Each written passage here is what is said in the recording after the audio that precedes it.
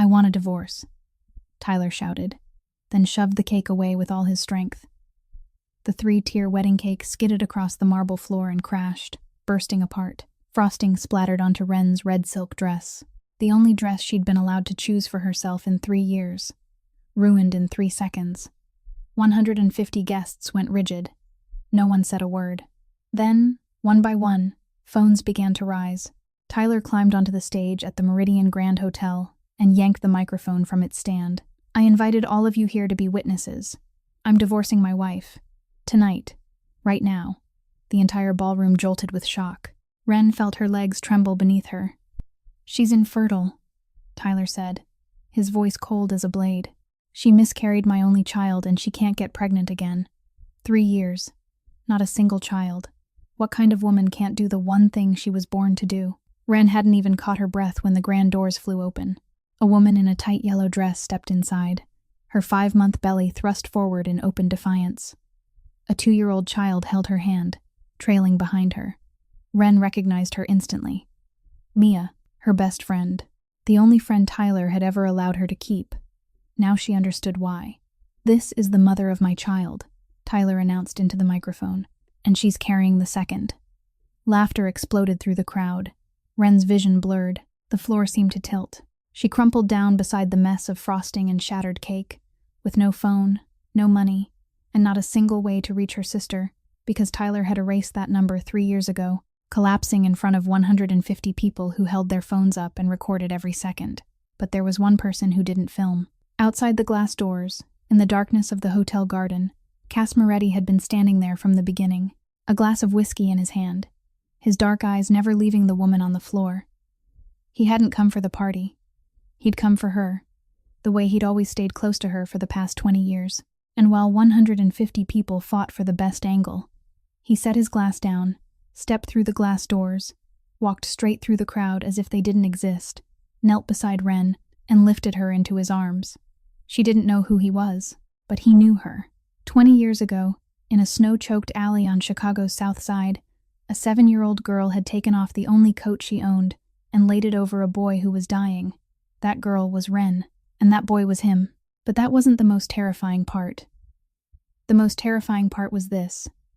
The man holding her now was the most powerful Mafia boss in Chicago, and he had just broken the one rule he'd made for himself for 20 years. Never let her know he existed. If this story makes you curious, hit like right now, so you won't miss what happens next. Share it with a friend who loves stories that cut all the way to the bone, and subscribe to the channel, because this story has only just begun.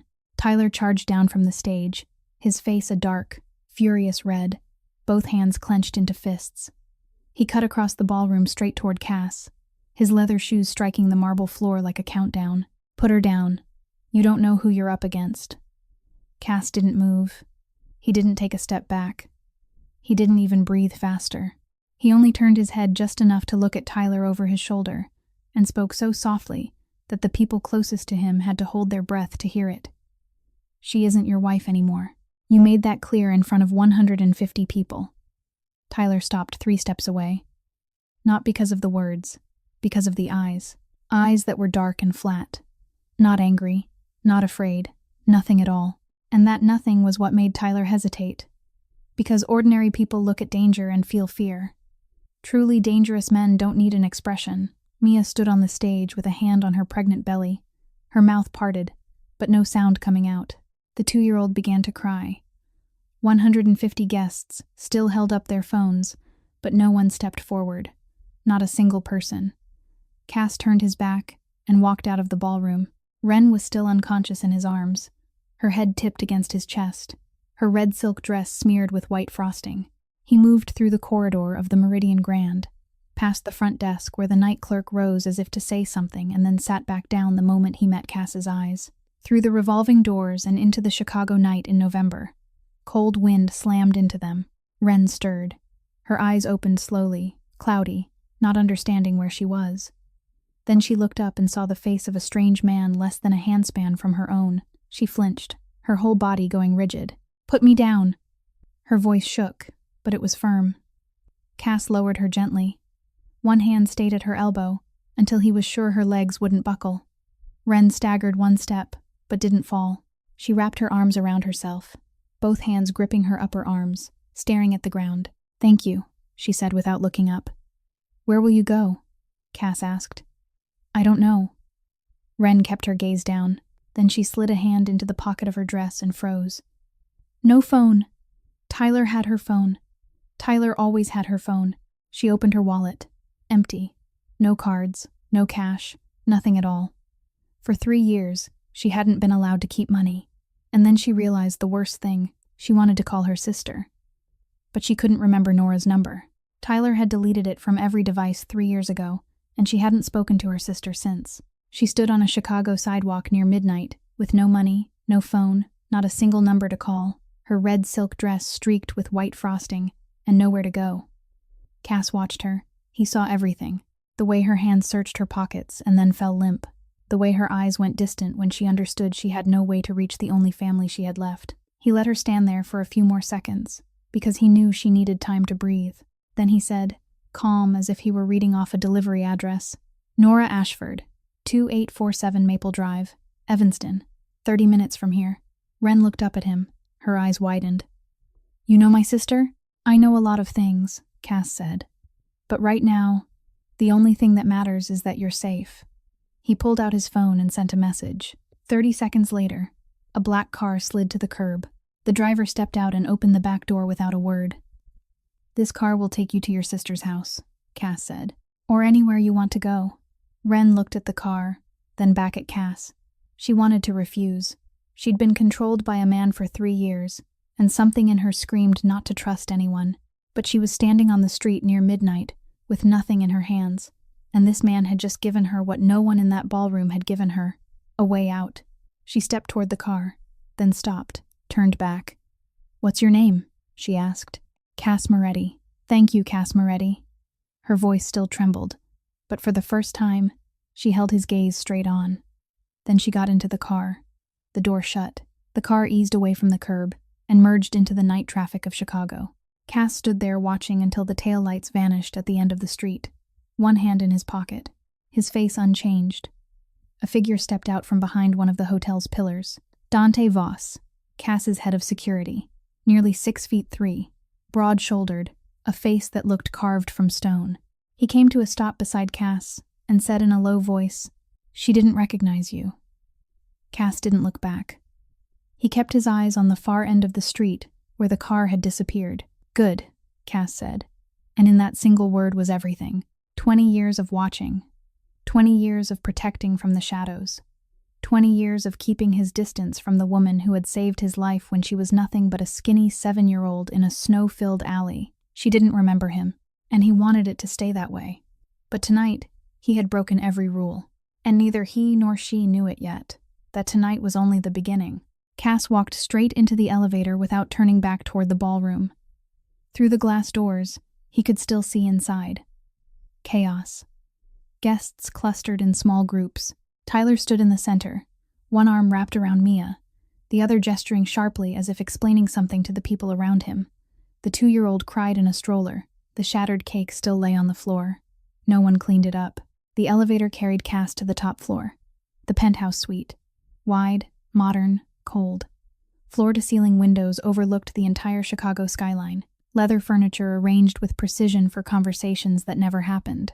Cass poured himself a glass of whiskey, stood by the window, and looked down at the city. Thousands of lights, thousands of lives, and he stood here, alone, as he had every night for 20 years. His phone vibrated again and again. Cass didn't look at it. He took a sip of whiskey and let the city lights wash over his face through the glass. His reflection stared back at him. Dark eyes, sharp lines, a face that unsettled people even when he wasn't trying to threaten them. 36 years old, yet tonight he looked older. The phone vibrated for the 7th time. Cass answered. "Have you lost your mind?" Julian Thorpe, his personal attorney, his voice pulled tight as wire about to snap. "The video of you has 5 million views. 5 million, Cass. And the number's climbing every minute." Cass didn't respond. "Tyler Brannigan has called his lawyers," Julian continued. "They're preparing to sue you for defamation, harassment, and interference with business relations. People are digging into your identity online. Someone's already found your name. The problem is if they dig deep enough, they won't find anything, Cass said calmly, because everything that could be found was handled a long time ago. Julian went silent for a moment. You're letting emotion drive a business decision. That's not your style. Julian. What? Call in Tyler Brannigan's loan on Monday morning. All $4.7 million. He has 30 days to repay or he loses everything. A long silence stretched across the line. You're serious? I don't make threats, Cass said. I make promises. There's a difference. You'll bankrupt him. He should have thought about that before he decided to turn his wife into a spectacle in front of 150 people. Julian exhaled heavily into the phone. This isn't your fight, Cass. You don't even know her. You have no reason to. Monday morning, Julian, Cass cut in. I want the recall documents on my desk at 8 o'clock. He ended the call before Julian could say another word. Then he called Dante. I need a security team on Wren Ashford, Cass said, his voice unchanged but slower now, more deliberate, as if each word had been weighed. 24 hours a day, 7 days a week, discreet. She can't know they're there. Like the last 20 years, Dante said. Exactly. And if Tyler Brannigan gets near her? Cass looked out the window. The city lights flickered below like millions of fallen stars scattered across the ground. You call me before you call anyone else, Cass said, and ended the call. He set the phone down on the window ledge beside his whiskey glass. The penthouse fell completely silent. The kind of silence that feels heavy and thick. The kind you only hear when you've lived alone too long. Cass was used to this silence. It had been his companion for 2 decades, since his father left him in that alley, since he woke up in a hospital and the little girl was gone, since he built an empire from the ashes of a stolen childhood. He'd lived every day with that empty space. An empty space shaped like a skinny 7-year-old girl in a torn coat, sitting beside him in the snow, holding his hand and telling him not to fall asleep. He found her. He protected her from a distance. He kept his distance for 20 years because he knew his world wasn't meant for someone like her. But tonight he'd lifted her off the floor in front of 150 people. Tonight he'd allowed his face to appear on millions of screens. Tonight he'd broken the one rule he ever made for himself. And the strangest thing was, he didn't regret it. Cass finished his whiskey, set the glass down. His reflection hovered in the window, layered over the Chicago skyline, like a ghost standing in the middle of the city. He'd lived like a ghost for 20 years, always there but never present, always protecting but never touching. Tonight, for the first time, he stepped out of the shadows, and he knew there was no going back. The black car pulled to a stop in front of the small house on Maple Drive in Evanston just before 1 a.m. Wren remained seated for a moment, looking out through the window. The house seemed older than she remembered. Paint peeled along the edge of the door. The front steps sagged slightly in the middle, but the porch light was still on. 3 years had passed, and the porch light was still on. Wren stepped out of the car, barefoot on the cold concrete walkway because the heel of her shoe had snapped when she fell in the ballroom. Her red silk dress was stiff with dried white frosting. She looked like someone who'd just walked away from an accident. And in a way, she had. She hadn't even knocked when the door opened. Nora stood there, 32 years old, hair twisted into a messy knot, eyes swollen as if she'd been crying, dressed in an old pair of pajamas. She'd been awake. She'd seen the video. The 2 sisters looked at each other. 3 years. 3 years without a single call, not one message, not one visit. 3 years Wren believed her sister had abandoned her. 3 years Nora believed her sister hated her. Nora stepped forward and wrapped her arms around Wren. She didn't say anything. She just held her. Held her so tightly, Wren felt her bones press and ache. And then Wren cried. Not the silent tears from the ballroom. This was the kind of crying that breaks open. The kind that comes when the body can't carry anymore and finally spills everything out. Sobs tearing up from her chest to her throat, shaking, folding in on herself, her hands clutching at Nora's shirt as if letting go would mean falling. Nora guided her inside, sat her down on the sofa, covered her with a blanket, made tea. Wren curled into the blanket, both hands wrapped around the hot cup, staring into nothing. Nora sat across from her and waited. She didn't ask questions. She didn't push. She just waited. I tried to find you, Nora said after a long while. Did you know that? For 3 years I sent letters every week. Tyler sent them all back. I called. He blocked my number. I went to the house, and he called the police, and said I was harassing his family. The police came to my place and told me if I showed up again they'd file a report. Wren looked at her sister. I didn't know, she whispered. I thought you didn't want to see me anymore. Never, Nora said, her voice breaking. Not one day did I stop trying. Not one single day. Silence settled between them. The clock on the wall ticked steadily. The tea cooled in Wren's hands, and then Wren began to speak. The first time she'd told anyone, she spoke about the first year, when Tyler was still sweet, when he said she didn't need to work because he'd take care of everything, when he gently took her phone and said, "You don't need social media because I'm all you need." She spoke about the second year, when she became pregnant. 14 weeks. A baby girl. She'd chosen a name. Lily. She spoke in a voice so soft it was almost soundless, saying she miscarried on a Tuesday afternoon while Tyler was away on a business trip. She called him. He didn't answer. She called an ambulance herself. Lay alone on the stretcher. Listened alone as the doctor said the baby was gone. Alone. Tyler came home 3 days later. He didn't hold her. He didn't ask if she was all right. He looked at her with cold eyes and said, "Maybe your body knows you don't deserve to be a mother." Nora covered her mouth with her hand, her eyes filling with tears. Wren continued, her voice even, as if she were reading someone else's memory. After the miscarriage, Tyler tightened his control. Finances. She wasn't allowed to keep a bank card. Contact. He deleted her entire address book, leaving only his number and Mia's. Now Wren understood why Mia's number had remained. Movement. She wasn't allowed to go out alone. Friends. There were none. Every day he told her she was lucky to have him, that no one else would want a woman who couldn't bear children, that she should be grateful, and she believed him. For the next 2 years, she believed him, because when someone tells you something every day, every morning, every night, before you fall asleep, and after you wake up, eventually you can't tell whether it's a lie or the truth. It becomes the air you breathe. She lived for 3 years in Tyler's large house like a prisoner without chains. The doors weren't locked, but she didn't leave because she had no money, no connections, no way to call anyone.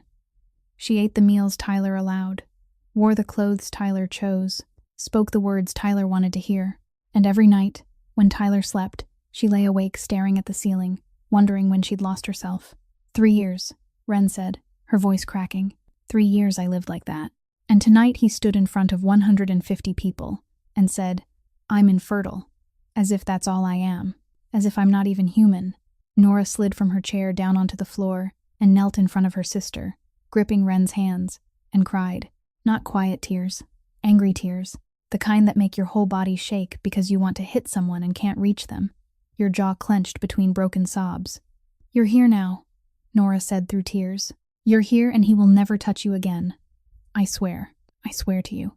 Wren leaned forward, resting her forehead against Nora's shoulder, and for the first time in 3 years, she felt held by someone who truly wanted to hold her.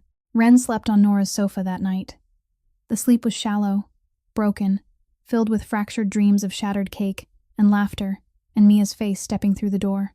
She woke at 3 in the morning with cold sweat on her skin, her heart racing, needing a few long seconds to remember where she was. Not Tyler's house, Nora's house, safe. She lay still, staring at the ceiling, thinking about the stranger who'd carried her out of the ballroom, Cass Moretti. She remembered his eyes, dark, level, neither angry nor pitying. She remembered the way he set her down, gentle but without hesitation. She remembered how he recited her sister's address from memory, without looking it up, and she remembered that she'd wanted to ask why. But at that moment she hadn't had the strength to ask anything at all. Wren turned her head toward the small table beside the sofa. Nora had left an old phone there, the cheap backup kind she kept out of habit and thrift. Next to it was a small piece of paper. The handwriting wasn't Nora's. A phone number and a neat line beneath it that read, "If you need anything." Cass's driver had left it before he drove away. Wren picked up the phone, entered the number, and typed her first message. "This is Wren. Your driver gave me this number. I'm at my sister's house. Thank you again for what you did tonight." She pressed send and set the phone down, assuming no one would reply at 3 in the morning. The answer came within a minute.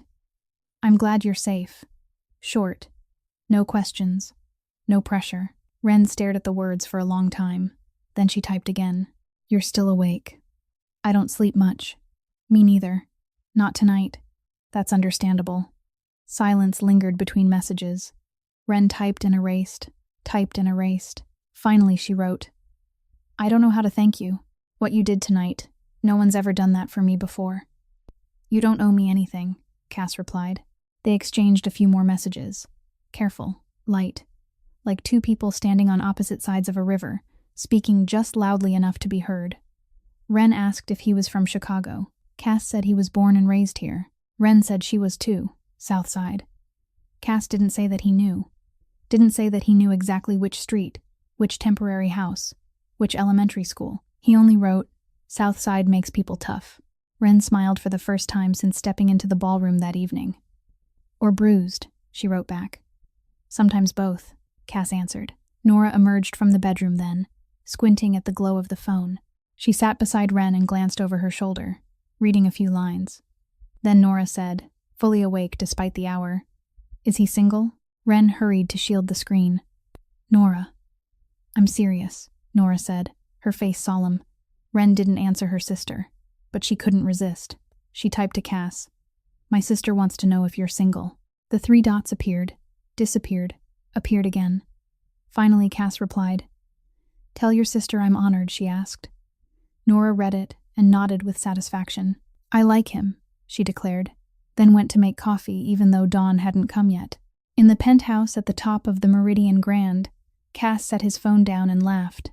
A soft, brief laugh, but real. The first in a long time. Dante sat on the sofa across from him, reviewing security reports on his laptop, and looked up at Cass as if he'd just witnessed the sun rising in the west. The next morning, everything shifted. At 9 o'clock, a black BMW screeched to a stop in front of Nora's house. Tyler Brannigan stepped out. Gray suit, tie loosened, his face flushed from lack of sleep or alcohol or both. He mounted the steps and pounded on the door. Hard, rapid blows, the kind of knocking from someone accustomed to having doors opened immediately. Wren. Come out here. You're my wife. You don't get to walk away. Inside, Wren stood in the middle of the living room, rigid. 3 years of conditioned obedience pulled her toward the door, but Nora stepped in front of her, arms spread wide. He's not coming in, Nora said. I'm here. Tyler pounded harder. Open the door. I know you're in there, Wren. Where do you think you're going? You have nothing. Nothing without me. And then suddenly the pounding stopped. Wren and Nora looked at each other. Silence. Wren edged toward the window and looked out. 2 men in black stood on either side of Tyler. They didn't speak. They didn't threaten. They simply stood there. And Tyler stepped back. Wren didn't know who they were, but she knew who'd sent them. She picked up the phone and typed, Tyler just came to my sister's house. Cass replied immediately. I know. It's handled. Wren stared at the message. Her fingers trembled slightly as she typed the next line. You knew before I told you. Didn't you?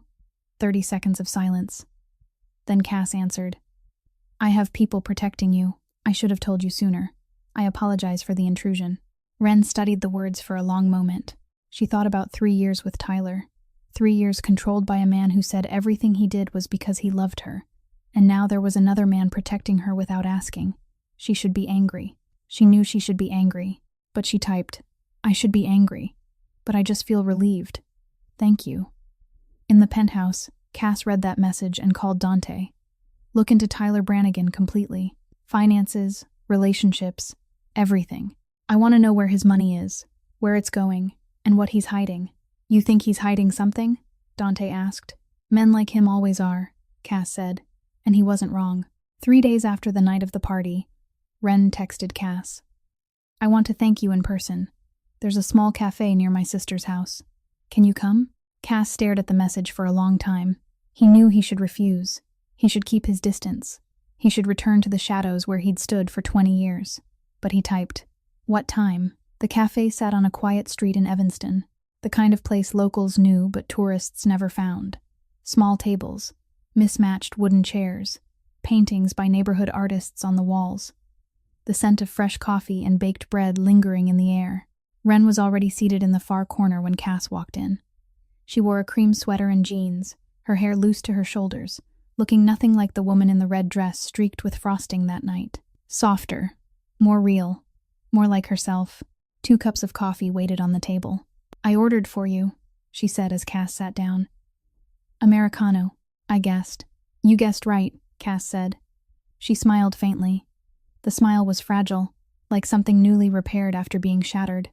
But it was real. They sat in silence for a moment. Cass sipped his coffee. Wren held her cup with both hands as if clinging to something warm to keep from going cold. Then she began to speak. Not because Cass asked. He didn't ask anything. But because she needed to speak. Needed to tell someone who wasn't her sister. Wasn't a doctor. But someone who'd witnessed the worst moment of her life and still chosen to help. She told him her parents died in a car accident when she was 10, and Nora was 15. Nora was too young to take custody. The system separated them. Wren moved through 4 foster families in 6 years.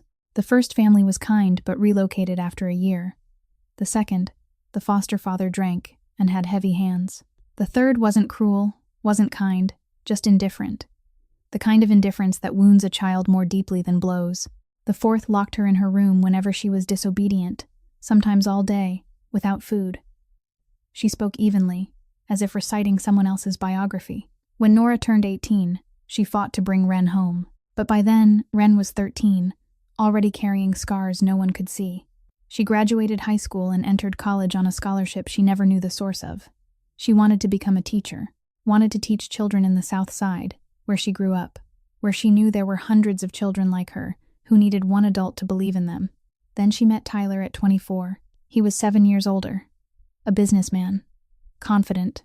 Charming. He bought her flowers every week, opened car doors for her, told her she was beautiful, that she deserved to be loved, that he'd never leave her. And to a 24-year-old girl who'd never truly had a family, those words were oxygen.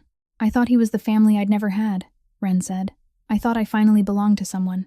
She paused, took a sip of coffee gone lukewarm. He changed slowly. Not all at once, gradually, like boiling water. "If you're in it from the beginning, you don't realize you're being cooked." Tyler told her to quit school. Said she didn't need a degree because he'd provide everything. Then he told her she wasn't smart enough to be a teacher, that she should be realistic, that her dream was foolish. "Tyler said I wasn't smart enough," Wren repeated, and Cass saw something flicker in her eyes. Not tears. Anger. For the first time since the party, she was angry instead of broken. Cass listened from beginning to end, without interrupting once. He knew it all. Every detail she shared because he'd followed her life for 20 years. He knew about the second foster home with the alcoholic father. He knew about the scholarship because he was the one who paid for it. He knew about Tyler from the first day the man appeared. But hearing her tell it in her own voice, carrying her own pain, in the pauses where she had to swallow to keep from crying, was different. It hurt more. When Wren finished, she looked at him. "Why did you help me, really?" Not the polite answer. "I want the truth." Cass looked at her. Thought about the snow-filled alley.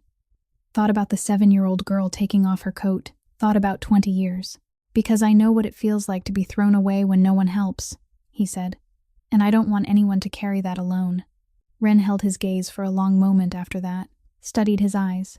Then she tilted her head slightly, blinking slowly, as if searching for a memory buried too deep to reach. "Your eyes," she said softly. "I feel like I've seen them somewhere before. A long time ago, but I can't remember where." Cass's heart beat faster once. Just once. His expression didn't change. "Maybe in a past life," he said. Wren let out a quiet laugh. "You believe in past lives?" "I believe in fate," Cass said, and she didn't know it was the truest thing he'd ever said to anyone. "I believe in fate." Cass said it with a faint smile, but something tightened in his chest. Because Wren didn't know. She didn't know that the fate he spoke of wasn't a metaphor. It was memory. It was blood on snow.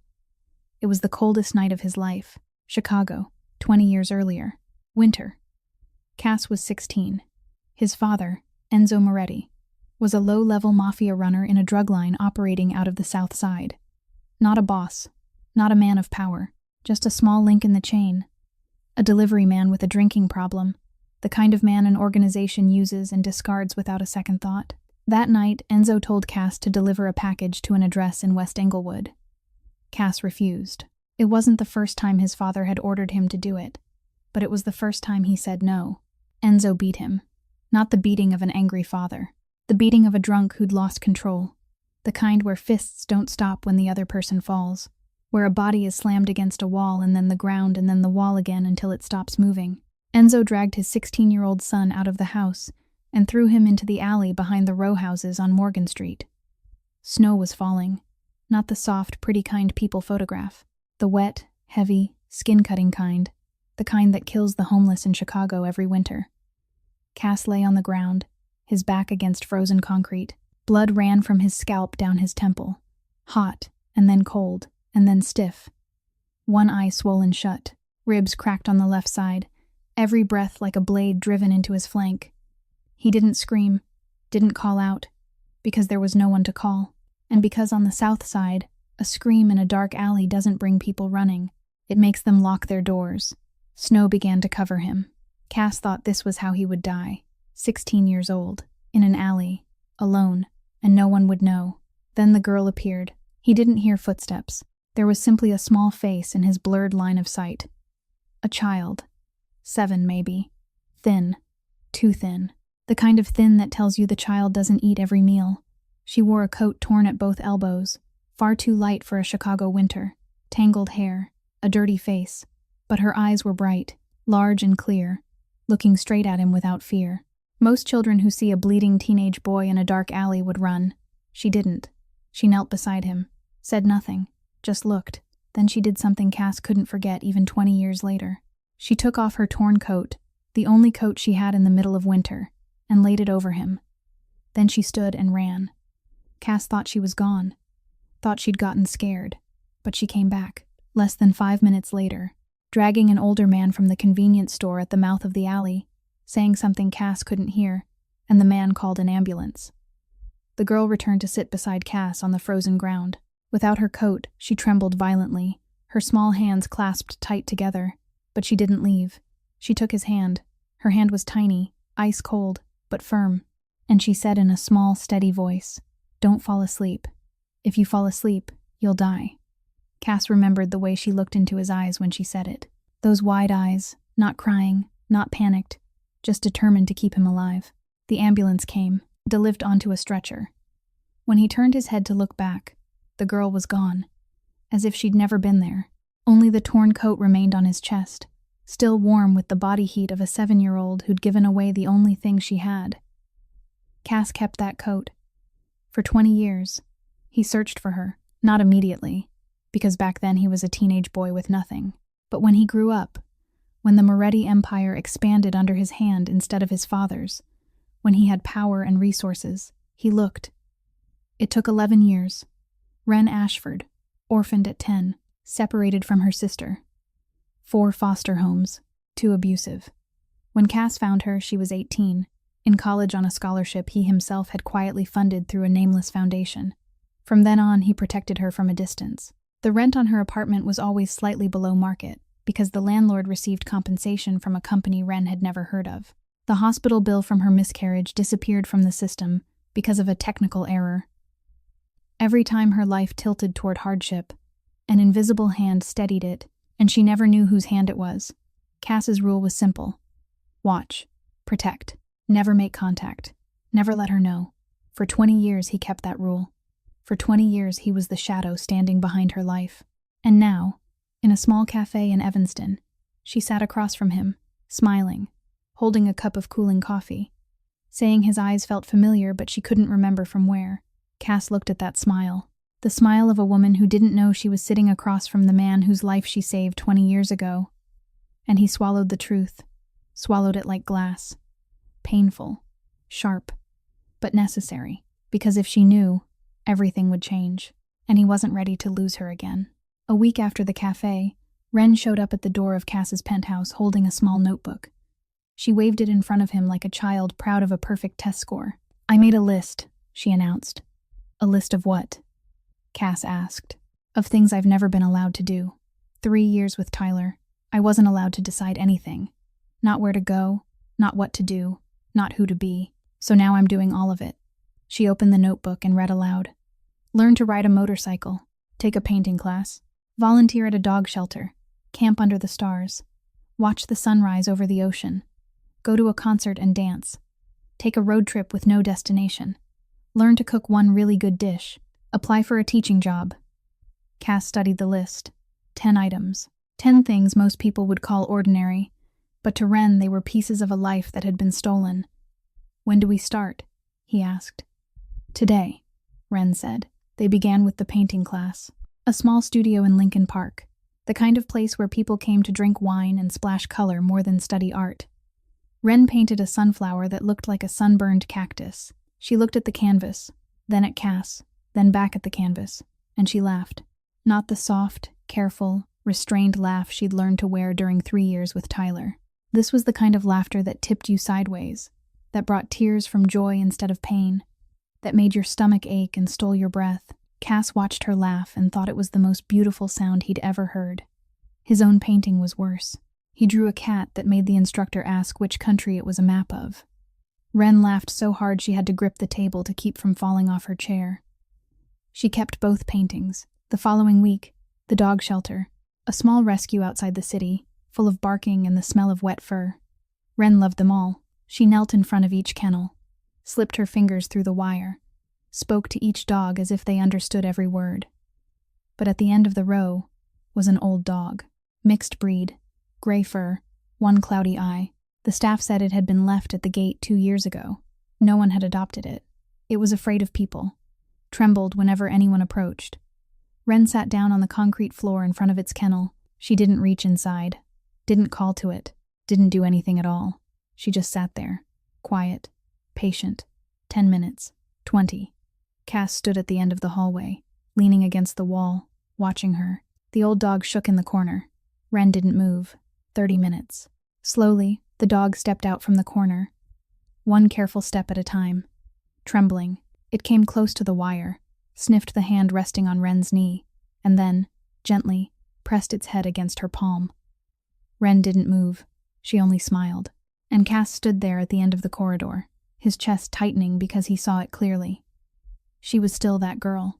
Still the 7-year-old who'd sat beside a bleeding boy in a snow-filled alley, unafraid, refusing to run, simply waiting until he chose to live. 20 years, and she was the same. Still, the one who sat beside abandoned things and waited until they believed someone would stay. Wren's phone vibrated just then. She glanced at the screen. An unknown number. A message. "He's not a good man. Ask him about the Meridian family." Wren stared at the words. Her heart beat faster. She looked up toward the end of the hallway where Cass stood. He was watching her with those dark, gentle eyes, the eyes she still felt she'd seen somewhere long ago. The Meridian family. She looked back at the message. Her thumb moved across the screen. She deleted it, slipped the phone into her pocket. She didn't ask Cass, didn't say anything, but when she turned back to stroke the old dog's head, her hand trembled slightly, and the seed had been planted. The following week, the road trip. Wren brought a coin. At every intersection she flipped it. Heads, turn left. Tails, turn right. Cass drove and let her decide everything. They left Chicago at dawn and ended up in a small town 3 hours south that neither of them had ever heard of. The town had a roadside barbecue place with its name painted by hand on a wooden board and smoke rising from morning until night. They sat at an outdoor table, eating ribs with their hands, sauce coating their fingers, and Wren said it was the best meal of her life. Cass watched her eat, sauce on her cheek, hair caught in the wind, eyes bright over something as simple as barbecue and freedom, and he wondered, if she knew the truth, if she knew who he really was, would she still be sitting here laughing like this? He didn't dare answer that question, so he laughed too, and pretended this could last forever. Wren submitted her job application on a Tuesday morning. Jefferson Elementary, a public school on the south side of Chicago. The very neighborhood where she'd grown up, the same streets she'd walked to school from her third foster home, the place where she knew there were hundreds of children growing up exactly as she had, with no one believing in them, no one telling them they were enough. She filled out the forms by hand because she didn't own a laptop. Nora let her borrow a computer to send the email. Cass offered to buy her a new one, but she refused. "I need to do this myself," she said. Cass didn't push. 3 days later, the school called. Wren was sitting in their usual cafe with Cass when her phone rang. She answered. Her eyes widened slowly. Then she hung up and looked at Cass, her eyes already shining. "They hired me," she whispered. "They hired me, Cass." Her voice broke on the last word. She cried. Right there in the cafe. No shame, no restraint. She cried because 3 years earlier Tyler told her she wasn't smart enough to be a teacher, and she'd believed him. She cried because the dream she'd buried at 22 was now in her hands again, real and breathing. Cass stood, walked around the table, and pulled her into his arms. He didn't say anything. He just held her. Wren pressed her face into his chest and cried until there were no tears left. A few people in the cafe glanced over. Cass didn't care. He held her until she was ready to let go, and he thought, this is worth it. All of it. 20 years of watching. 20 years of protecting. The anonymous scholarship. Everything was worth it for this moment alone. Then his phone vibrated in his jacket pocket. He glanced at the screen over Wren's shoulder without releasing her. Dante. Cass gently stepped back. Give me a minute, he said with a small smile. Work call. He walked outside and stood on the sidewalk, and his voice changed in a single breath, from warm to cold, from gentle to steel, like flipping a switch. Talk, Cass said. Nico Ferraro, Dante replied, tension in his voice. His men showed up at the South Docks. 3 trucks. No paperwork. He's pushing into our territory. He's testing, Cass said. He wants to see how you respond after the hotel incident. The whole city's talking about you. Ferraro thinks you're distracted. He's wrong. I know, but he needs to know it too. 2 seconds of silence. Handle it. Quietly. I don't want gunfire. I don't want headlines. I just want Ferraro to understand that my territory is still my territory. Understood, Dante said. Cass ended the call, slid the phone back into his pocket, and stood still on the sidewalk for 3 seconds. Inhaled, exhaled, then he went back inside, sat across from Wren, and smiled as if nothing had happened. All set, he said. Everything okay? Wren asked. Completely. But Wren began to notice. Not all at once. Not that day. Gradually, like water wearing down stone. She noticed that Cass always stepped outside to take calls. Never in front of her. She noticed he always seemed to know things before she told him. Tyler showing up at Nora's house. He knew. Her job application. He knew before she shared the news. Once she changed her grocery schedule at the last minute, and when she arrived, a black car was parked half a block away, the same kind she'd seen near Nora's house before. She also noticed Cass never talked about his work in detail. Investments and trade. Many things. The answers were always vague, smooth, enough not to be lies, but never the whole truth. And the anonymous message at the dog shelter echoed in her mind. He's not a good man. Ask him about the Meridian family. She'd deleted the message, chosen not to think about it. But now, lying on Nora's sofa at midnight, she opened her phone and typed 2 words into the search bar. Meridian family. The results appeared. Not many, not clear. A few old articles about organized crime in Chicago mentioning the name Meridian. A criminology blog post referring to the Meridian Empire as one of the city's longest-standing underground networks. No photos, no specific names, no direct proof linking Cass to anything, but nothing denying it either. Wren turned off her phone and lay staring at the ceiling in the dark. Her heart beat faster than usual. She thought about Cass's eyes when he stepped outside to take calls. Cold, completely different from the eyes he turned on her. She thought about the black car parked near Nora's house, about how he knew everything before she spoke, about the $4.7 million loan he'd used to corner Tyler in front of 150 people. What ordinary businessman had that kind of power? She didn't sleep that night, not because she was afraid, but because she was beginning to understand that the man who made her feel safest might also be the man she should fear the most. Nora called Wren at 4 o'clock on Saturday afternoon. Invite him to dinner, Nora said, not as a suggestion but as a declaration. I cooked enough for an entire platoon. 7 o'clock. No excuses. Wren texted Cass. Cass arrived exactly at 7. He wore a black shirt and carried a bottle of red wine. Nora opened the door, looked at the bottle, looked Cass up and down, then nodded. Good wine. Come in. The small kitchen table in Nora's house was covered with food. Roasted chicken, mashed potatoes, salad, homemade bread. A pot of soup large enough to feed 10 people even though there were only 3 of them. Who did you cook for? Wren asked, staring at the table. For company, Nora said, glancing at Cass. He's too thin. When's the last time you had a real home-cooked meal? Cass thought for a moment. I don't remember, he admitted, That's what I thought, Nora declared, and began piling food onto Cass's plate without asking. Cass looked at the mound of food stacked like a small hill and didn't protest. They ate. Nora talked enough for all three of them. She asked Cass everything, the way a protective older sister questions the man sitting across from her even if no one has officially called it dating. "What do you do that makes you so rich?" Nora asked, chewing bread while studying him with eyes that were friendly but sharp. "Investments and trade," Cass replied. "Trade in what?" "Many things. Many things," Nora repeated, nodding slowly. "That's the answer of a man with secrets." "Nora," Wren said, her cheeks flushing. "Let him eat." "I'm not stopping him from eating.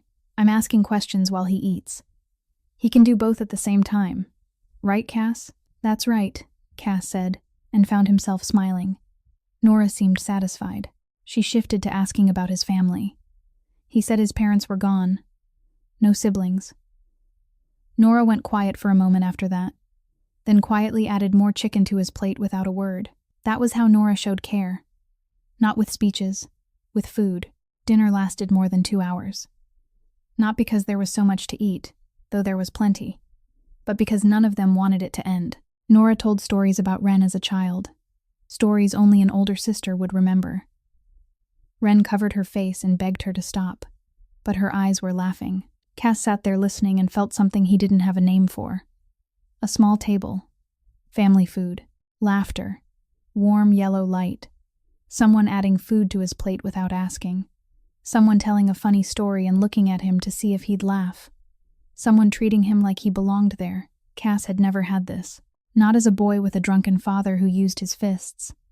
Not while building the Meridian Empire with blood and fear.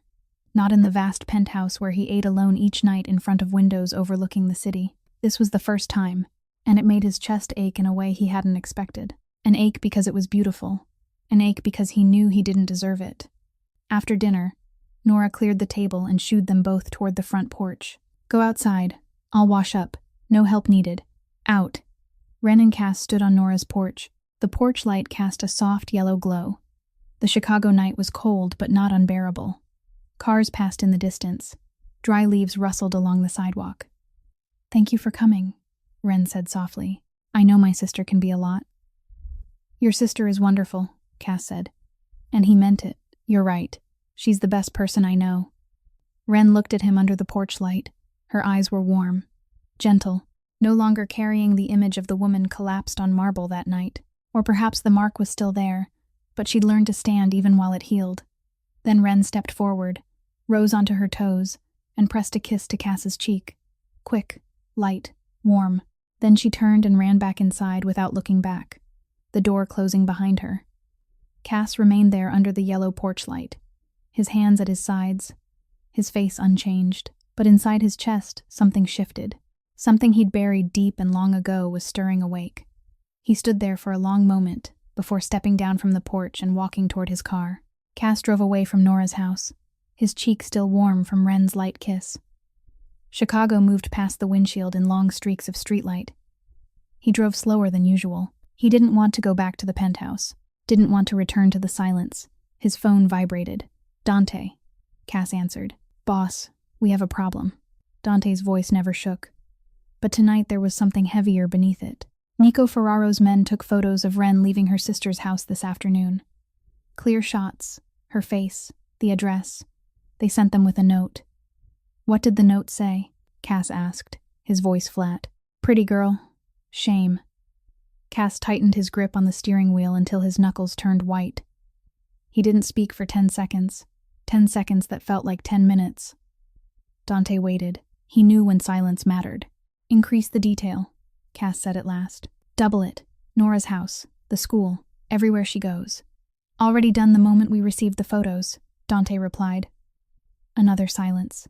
Then Dante added, slower now, careful with his words. "Boss, I have to say it plainly. Ferraro didn't take those pictures for amusement. It's a warning. He knows she matters to you, and he'll use that. I know. The only way she's truly safe," Dante said, "is if you walk away." Cass didn't answer. He knew Dante was right.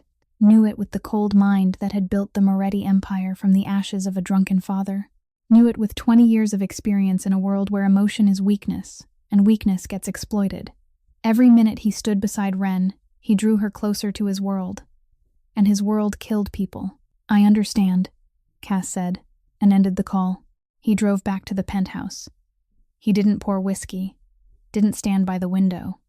He sat in the dark living room and thought about the kiss on his cheek, about dinner at Nora's table, about Wren's laughter in the painting class, about her sitting beside the abandoned old dog at the shelter, patient, refusing to leave.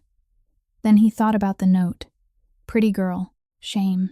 The next morning, Wren texted, "Coffee this afternoon? I found a new place. They have incredible waffles." Cass stared at the message. Typed, "I'll be there." Deleted it.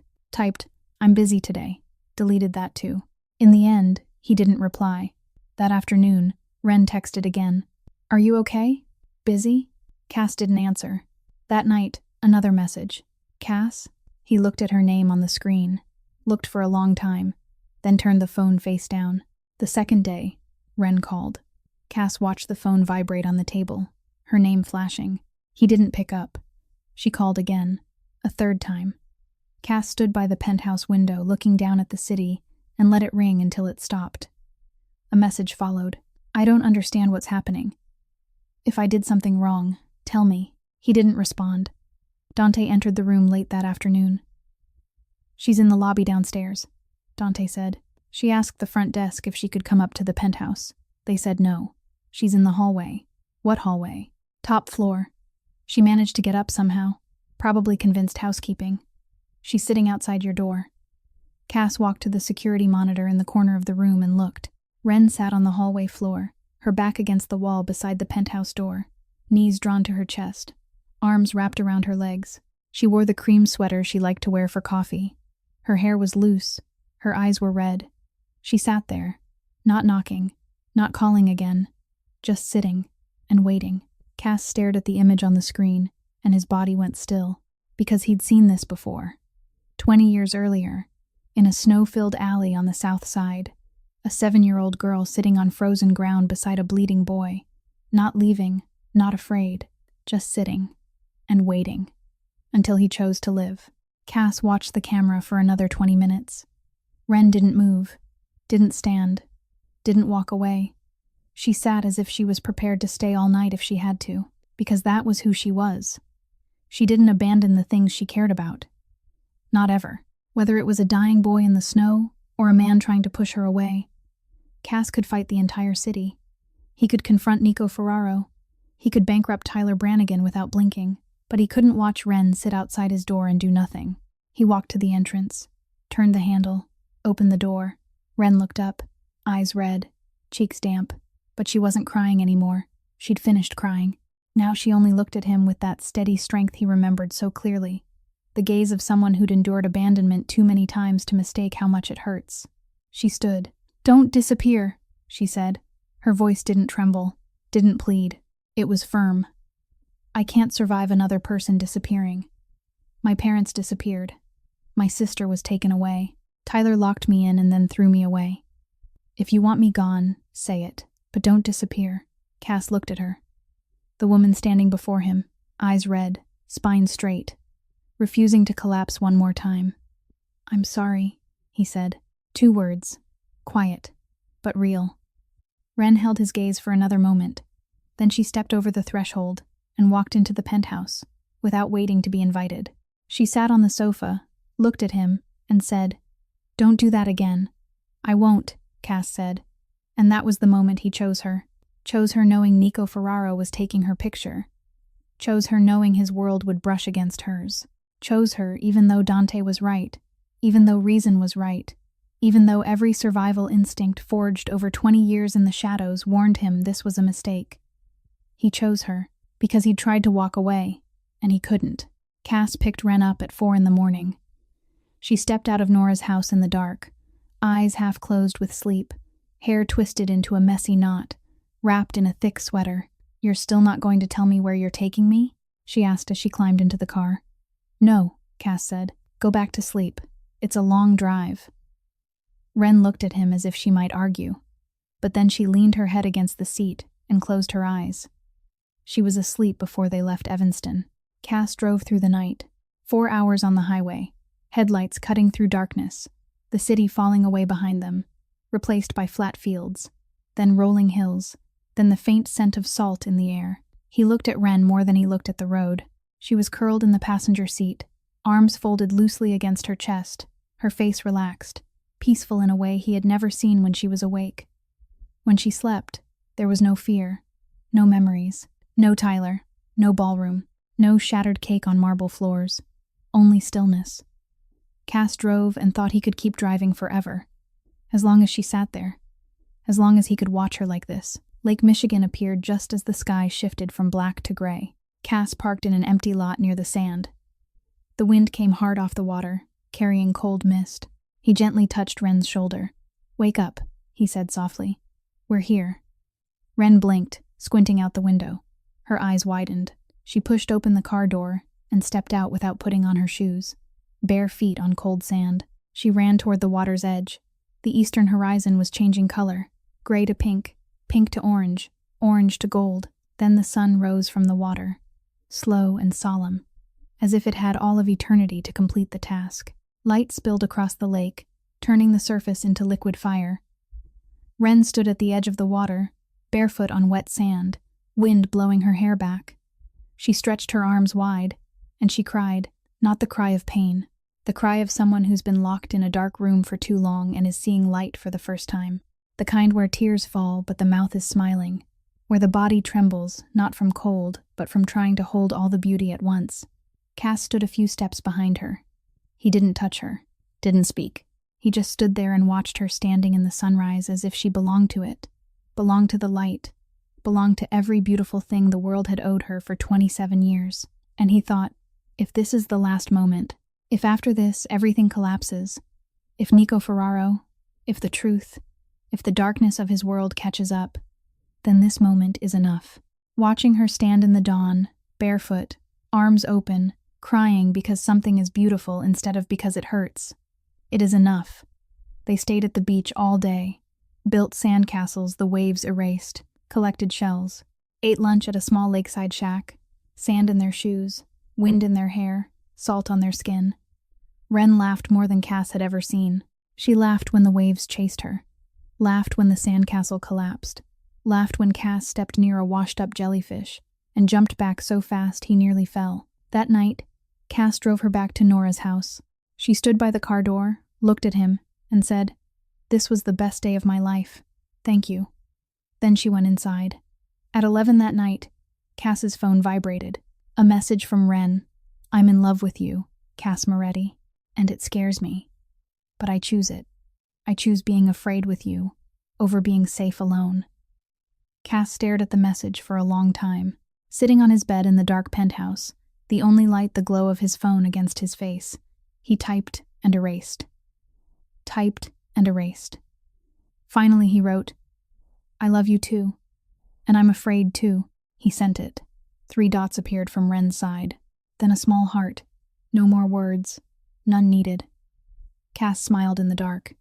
Then his phone vibrated again. Not Wren. Dante. A photograph. Wren leaving Jefferson Elementary that afternoon, a satchel over her shoulder, smiling at a colleague. The photo was taken from a car parked across the street. Professional angle. Clear face. Clear school address. A note from Nico Ferraro attached. Pretty teacher. South Side. Walks from school to the bus stop every day at 4:30. That area gets dark. The smile disappeared from Cass's face. Not slowly. Instantly. Like someone flipping off a light. His eyes, the eyes Wren said felt familiar. The eyes Nora said were kinder than she expected. Went dark. Cold. Empty.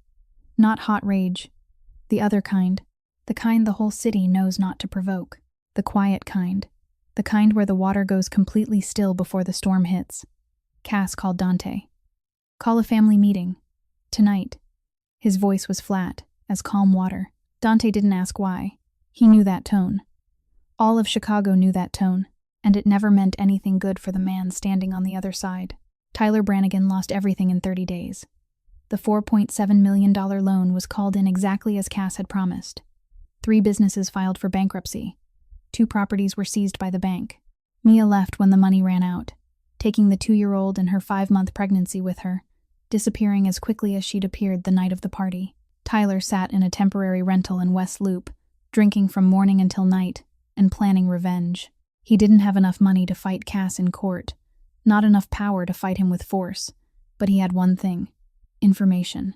Tyler hired a private investigator, the cheap kind but reckless enough to dig where others wouldn't dare. It took the investigator 3 weeks. When he returned, he brought a USB drive and a look Tyler had never seen on anyone's face before. Real fear. "You wanted to know who Cass Moretti is," the investigator said. "Moretti isn't a businessman. He's the head of the Moretti family, one of the oldest mafia empires in Chicago. Money laundering, smuggling, control of the South Docks, connected to at least 12 disappearances in the last 10 years, where the police never found bodies." Tyler stared at the USB drive, and for the first time in weeks, he smiled. He didn't send it to the police. The police would move slowly, get blocked, go nowhere, because Moretti's lawyers were better than any prosecutor. Tyler sent it to the press. 3 major newspapers in Chicago. 5 gossip accounts with millions of followers on social media. He attached photos from the night of the party, Cass carrying Wren, Cass confronting Tyler, and the entire file from the investigator. The headline appeared on Tuesday morning: "The viral hero turns out to be a mafia boss. The infertile girl falls from a cruel husband into the arms of a killer." Wren was getting ready for school when Nora called her into the kitchen, face pale, phone in hand. "You need to see this," Nora said. "Wren, read. Read the headline. Read the article. Read the comments." Social media exploded. The girl the country pitied 2 months ago was now called something else. Mafia girl. From victim to accomplice. No wonder her ex left. She specializes in trash men. The last comment had 47,000 likes. 47,000 people agreeing she deserved to be abandoned. Wren's phone rang. "Jefferson Elementary," she answered. The principal's voice was polite but cold. "Miss Ashford, I'm sure you've seen the news this morning. The school board has decided to suspend your contract pending clarification. We're very sorry, but we have to think of the students." She listened, hung up, placed the phone gently on the table as if it were made of glass. Nora looked at her. "Wren," Nora said softly. "They suspended me," Wren replied. Her voice was flat. No tears, no tremor. Flat in the way a person becomes flat when the body has run out of ways to react. "Tyler said I wasn't smart enough to be a teacher. I proved him wrong. I applied. I got hired. And now he's taken it from me again." Nora stepped toward her, but Wren stepped back. "Give me a minute," she said. She walked into the bathroom, locked the door, sat down on the floor with her back against the tub, arms wrapped around her knees, and she sat there. She didn't cry. Crying required energy she didn't have. She just sat in the silence and felt everything she'd built over the last 2 months, brick by small brick. Every smile, every item on her list. Every morning she'd woken up without fear, collapsing around her again. The first time had been on the marble floor of the Meridian Grand. This time it was the bathroom floor in her sister's house. Different, and the same. She'd fallen again in front of the world. Only this time it wasn't 150 people. It was millions. Her phone vibrated on the tile. A message from Tyler's old number. He sent the photos, the documents, the article, everything he'd sent to the press, with one line beneath it: "He's a killer, Wren. He's been watching you since before we met. Why do you think he knew your sister's address? Knew about my loan. Knew everything. Because he's been watching you for a long time. Ask him. Ask him why." Wren stared at the message, at the photos, at the documents. Her hands trembled, and the seed of doubt she'd tried to bury since the day at the dog shelter, since the night she'd searched Moretti family and couldn't sleep, since every time Cass stepped outside to take a call in a different voice, now cracked open and grew into something she could no longer ignore. Wren arrived at the penthouse at 8 that night. She didn't call ahead, didn't text. She walked straight through the hotel lobby, into the elevator, up to the top floor. No one stopped her this time. Maybe they recognized her. Maybe the look on her face made it clear that no one should try. She knocked. Cass opened the door. He saw her eyes first, red, swollen, dry. She'd already cried everything out. What remained was something else. The calm of someone who has been hurt so deeply there's no room left for more pain. In her hands was a stack of papers. Photos. Documents. Printed articles.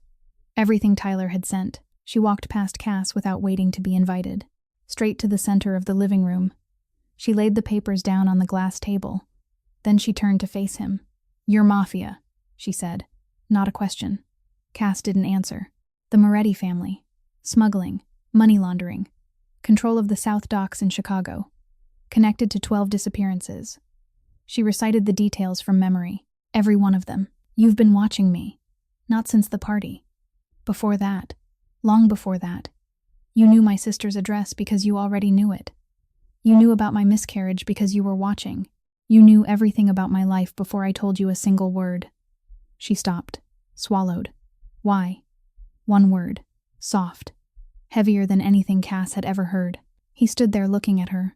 The woman who'd cried on a bathroom floor that morning. Who'd lost her job for the second time. Who'd been called a mafia girl by millions of strangers. Now standing before him with her spine straight and her eyes unflinching, demanding the truth. Cass knew he couldn't lie anymore. He sat down on the sofa, not because he was tired, because the story he was about to tell required him to sit to carry its weight. 20 years ago, he began, his voice slow, careful, each word placed like a step on ice. I was 16. My father was a low-level mafia runner on the South Side, drunk, violent. One night I refused to deliver drugs for him. He beat me nearly to death and threw me into an alley on Morgan Street. Wren didn't move, didn't sit. It was snowing. Blood froze on my face. I thought I was going to die there. Cass looked directly into her eyes. Then a little girl appeared. Silence stretched between them. He continued. 7 years old, thin, wearing a torn coat. Clearly she had nothing herself, but she wasn't afraid. She knelt beside me, took off the only coat she had, and covered me with it. Then she ran to get help. She came back, sat beside me on the frozen ground, shaking because she had no coat. She took my hand and said, "Don't fall asleep. If you fall asleep, you'll die." Wren stopped breathing. Her eyes widened. "The ambulance came," Cass said. "I lived. When I woke up, she was gone. No one knew who she was." He paused. "I looked for that girl for years. When I had enough power, I found her." Cass held her gaze. "That girl was you, Wren. You saved my life when you were 7. Wren took a step back until the back of her legs hit the table. She didn't remember. Her childhood was a long chain of trauma. Foster homes, heavy hands, locked rooms. Many memories had been buried too deep to surface. But when Cass repeated the words, "Don't fall asleep," something pierced her chest. Not a memory, a feeling, faint, distant, like hearing a melody you once knew but can't quite name. "After that I protected you from a distance," Cass continued. "Your college scholarship, that was me. The rent on your apartment always slightly below market, that was me. The hospital bill after your miscarriage disappearing from the system, that was me too." Wren covered her mouth. "For 20 years you didn't know I existed. That was my rule. Watch, protect, never make contact." Cass lowered his head slightly. "Until the night of the party. That night I broke every rule, and I don't regret it." A long silence filled the room. Wren stood in the middle of the penthouse living room, her arms hanging at her sides, her eyes shining but the tears not yet falling. "And the Mafia?" she asked softly. "That's real," Cass said. He didn't look away. "I'm not a good man, Wren. I've done things that can't be undone. I built an empire on foundations most people don't want to see. I am everything Tyler sent you, and maybe worse." He stopped. "But my love for you is real. It's the only thing in my life that is completely real." The tears finally fell. Silent, one after another, as if something inside her had finally cracked open after holding too long. "I need time," she said, her voice breaking on the last word. "I don't know what to think. I don't know what to feel. I just know I need to leave right now." "I understand," Cass said. She turned and walked toward the door. She didn't look back. The penthouse door closed behind her. Her footsteps faded down the hallway and disappeared. The living room returned to silence. The heavy, thick silence Cass had known for 20 years, but it had never hurt like this. Dante stepped out from the adjacent room. "Follow her?" he asked. "No," Cass said. He looked at the closed door. "This time, she decides. 4 days. 4 days without hearing Wren's voice. No texts, no calls, nothing. The first day, Cass sat in the penthouse and stared at his phone. He didn't touch it, didn't call. She needed time, and he would give her time, even though every hour stretched like a day. The second day, he didn't eat. Dante brought food. Cass looked at it and walked away. Julian called repeatedly about the media fallout. The article kept spreading. The video from the night of the party resurfaced with new headlines attached. Social media split into two sides, one defending Wren, a much larger one, calling her a Mafia girl. Julian and Dante handled it. Lawsuits against newspapers, requests for takedowns, damage control through media lawyers. Cass let them work. He had no energy for any of it. The third day, he didn't sleep. He lay on his bed staring at the ceiling in the dark, thinking about Wren's eyes when she said, "I need time," thinking about the way her tears fell without sound, thinking about the door closing and her footsteps fading down the hall. He'd lived alone for 20 years and had never felt the room so empty. On the fourth day, Dante walked in late in the afternoon and spoke plainly. "You need to eat. You look like hell." Cass looked at him. "Thank you. I'm serious. You haven't eaten in 4 days. You haven't slept. You're sitting here like you're waiting for a death sentence. She'll come back, or she won't. But if she comes back and finds you starved to death on the sofa, that won't help either." Cass didn't laugh, but he ate. A little. On the fifth day, Dante entered the penthouse at 4 in the afternoon, holding a white envelope. "Someone left this at the front desk this morning," Dante said. "No name." Cass looked at the envelope. Plain, small, nothing written on it. He opened it. Inside was a ticket, a concert ticket. Tonight, 8 o'clock. A small indie band playing at a bar on Lincoln Street. Cass stared at the ticket, and his heart beat faster for the first time in 4 days, because he remembered the list. Item number 6, go to a concert and dance. Not yet crossed off. There was no note, no explanation, just the ticket. But it was enough. Cass stood in front of the mirror at 7. Dark circles under his eyes, thinner than he'd been 4 days earlier. He put on a black shirt, dark pants, simple. No suit, no power, just a man going to hear music. The bar was small and crowded, dim yellow lights, the smell of beer and sweat and live sound. The band stood on a narrow stage, guitar, drums, a female singer with a rough, aching voice. The crowd pressed close, swaying with the rhythm. Cass stepped inside and scanned the room. She stood in the middle of the crowd, cream sweater, hair loose, eyes on the stage. She wasn't looking toward the door, wasn't searching for him, just standing there among strangers, listening. Cass moved through the crowd until he stood beside her, an arm's length away. She knew he was there. He knew she knew. But neither of them spoke. Neither of them looked at the other. They just stood side by side in the middle of the crowd and listened. The first song drifted by, slow, sad. The singer's voice carried stories of what's lost and what remains. The second song was faster. The crowd swayed harder. Cass and Wren stayed still. The third song slowed again, soft piano, a clear voice breaking at the final note. In the middle of that song, Wren reached out her hand. She didn't look at him. Her eyes stayed on the stage. She took his hand, held it tight, her fingers laced through his, gripping as if she feared he might disappear if she let go. Cass felt her hand, small, warm, trembling slightly, just like the tiny hand that held his in a snow-filled alley 20 years ago. He tightened his grip, just as firm. They stood like that through the rest of the song, two people among hundreds, holding hands, not speaking, not looking at each other, feeling the other's presence through 5 interlocked fingers. The song ended. The crowd applauded. Wren turned to look at Cass for the first time in 5 days. Her eyes were red, but there were no tears, only resolve. "I'm afraid of your world," she said.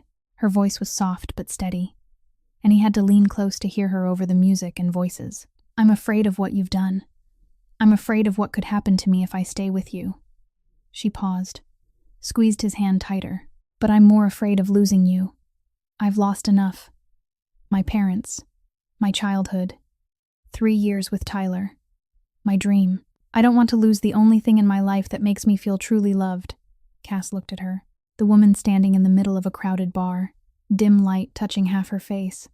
her eyes bright not because of the stage lights, but because she had chosen him, chosen knowing everything. He bent down. She rose onto her toes, and they kissed, in the middle of a crowd that didn't know who they were. No one knew the man was the most powerful mafia boss in Chicago. No one knew the woman was the girl social media was tearing apart. Among hundreds of strangers, they were just two people kissing in the music, and it was their first real kiss. Not on the cheek, not quick and light before running inside, but real, slow, deep. The kind of kiss both of them had been waiting for, but neither dared to begin. When they pulled apart, Wren looked at him and smiled. A small smile. Fragile, but real.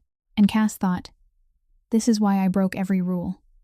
Not because of a debt from 20 years ago, but because of that smile. They left the bar at 10 o'clock that night, their hands still clasped together.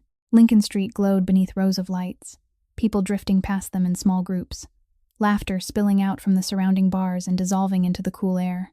Wren leaned into Cass's shoulder as they walked along the sidewalk, and for the first time in many weeks, she looked truly at peace. Cass's phone vibrated. He pulled it from his pocket and glanced down with one eye. Dante. He considered ignoring it. It vibrated again, then a third time. Dante never called 3 times unless something was wrong. Cass answered. Keep it short, he said. Tyler Brannigan hired men from Nico Ferraro, Dante replied, his voice tight as steel wire. 2 of them. They're outside Nora's house. Right now. Everything in Cass shifted in a single second. Not gradually, in one clean break. His hand remained wrapped around Wren's, but his body went rigid, his shoulders squared, his jaw locked. The eyes that only moments earlier had been warm as they looked at her turned dark and flat and empty. Wren felt the change through his hand. She looked up, and she saw it. For the first time. Not the Cass she knew. Not the man who drank coffee with her, who painted badly beside her, who drove 4 hours so she could watch the sunrise. But Cass Moretti, the mafia boss. The face Chicago understood not to challenge. The eyes that told an enemy without words that this man did not threaten. This man acted. Nora, Wren whispered, her face draining of color. The security team has them contained. Your sister is safe, but I need to go now. Cass placed both hands on Wren's shoulders and looked straight into her eyes. Go back to the penthouse. Lock the door. Don't open it for anyone but me. Dante will have men outside. Cass, trust me, he said. Not a plea, not an order. Just the truth. Trust me. Wren held his gaze, then nodded. Cass put her in a car headed back to the hotel, then stepped into another vehicle already waiting. Dante was behind the wheel. 12 minutes. From Lincoln Park to Evanston took 12 minutes, because Dante drove as if traffic laws were suggestions. When they arrived, Nora's house looked quiet from the outside. The porch light was still on. Across the street, 2 black cars were parked close together. 2 men leaned against them, hands buried in their coat pockets in a way Cass recognized instantly. His security team was already in place. 4 men, positioned discreetly on both sides of the street, ready without appearing so. The 2 men from Ferraro stiffened when Cass's car stopped, not because of the guards, because Cass stepped out. He walked toward them, not fast, not slow, even steps, calm, his hands loose at his sides, his face unreadable. The kind of calm those in the life understood as the most dangerous of all. The 2 men exchanged a look. One pushed his hand deeper into his pocket. Cass stopped 3 steps away. You have 2 choices, he said, his voice light, almost conversational, as if ordering coffee. 1. You leave now and tell Nico I want a meeting. 2. You don't leave, and tomorrow no one finds you. Silence hung in the air. They left, without a word. They got into their cars, engines ignited, and disappeared into the night. Cass stood there another 10 seconds, watching the red taillights vanish. Then he took out his phone and made a call. Not to Nico, to one of his own men embedded inside Ferraro's organization. Every mafia family had a traitor. Cass had known Nico's for years. He had simply never needed to use that knowledge. Until now. 1 hour later, an envelope was delivered into Nico Ferraro's hands. Inside were 3 things. First, a detailed schedule of a secret shipment Nico was moving through the North Docks, a shipment Nico believed only 3 of his closest men knew about. Second, the name and photograph of the traitor within Ferraro's family, one of those 3 closest men. Third, A small handwritten note in Cass's unmistakable script. I know everything about you. You know nothing about me. Pull back. This is the last time I warn you. Nico Ferraro received the envelope at midnight. By 2 a.m, Dante had word. Nico withdrew every man from Moretti territory, not out of courtesy, not from agreement, but because he looked at those 3 items and understood that Cass Moretti knew more than he had imagined, was more dangerous than he had calculated, and that this war was not worth fighting. Tyler Brannigan was not so fortunate. That same night, Dante delivered to the Chicago police every piece of financial evidence Cass's team had gathered over weeks. Tax evasion, money laundering through 3 shell companies, insurance fraud, enough to put Tyler away for a very long time. Tyler Brannigan was arrested at 6 o'clock in the morning in his temporary rental apartment in West Loop. He was still wearing his pajamas. Cass returned to the penthouse at 7 a.m. Dawn had just broken. The first light streamed through the floor-to-ceiling windows. Wren sat on the sofa, knees drawn up, both hands wrapped around a cup of coffee long gone cold. She hadn't slept all night. When the door opened, she stood immediately. The coffee cup lowered to the table. She looked at him carefully, searching for injury, for blood, for any sign he was not whole. Is Nora okay? She asked. Safe. Tyler? Arrested. Are you okay? Cass looked at her. The woman standing in his penthouse at 7 a.m, dark circles under her eyes from staying awake worrying about him, asking if he was all right, after he had just confronted hired men and forced a rival boss into retreat. Now I am, he said. Wren stepped forward and wrapped her arms around him. Tight.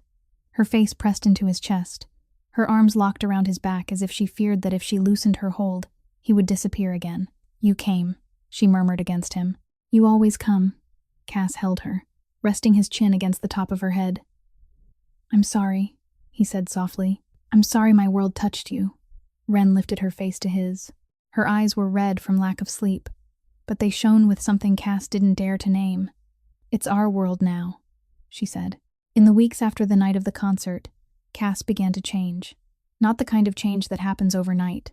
Not the kind where a man wakes up one morning and becomes someone else entirely. It was slower than that. Harder. Like turning a massive ship one careful degree at a time.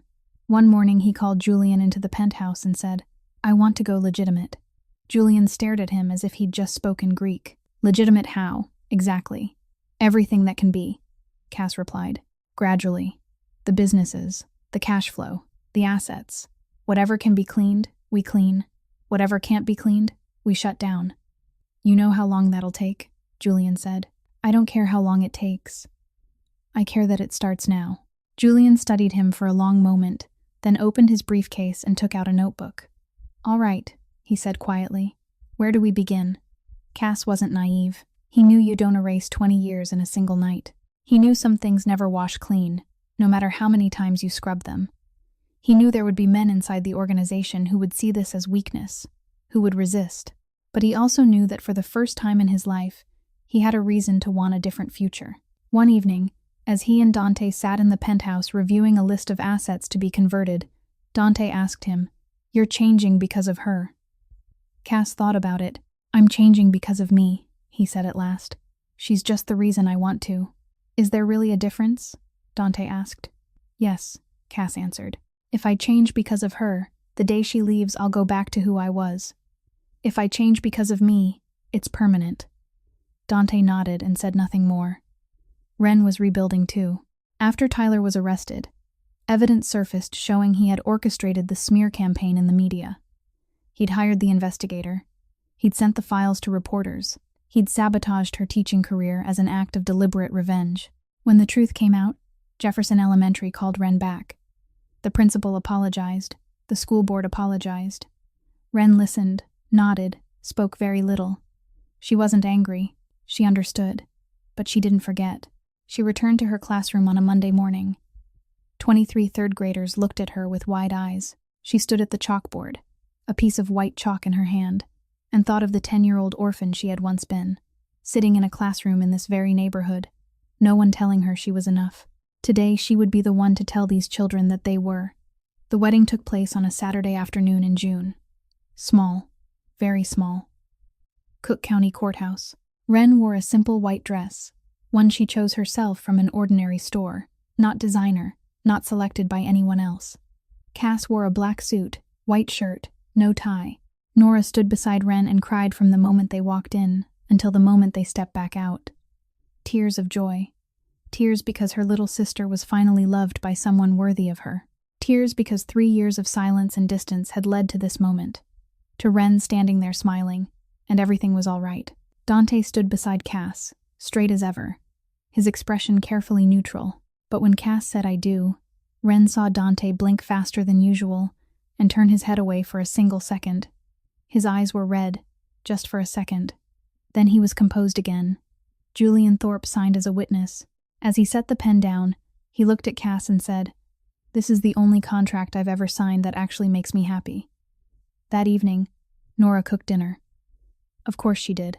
Roasted chicken, mashed potatoes, salad, bread, and a small wedding cake she'd made herself, slightly crooked, but covered in white frosting, and love.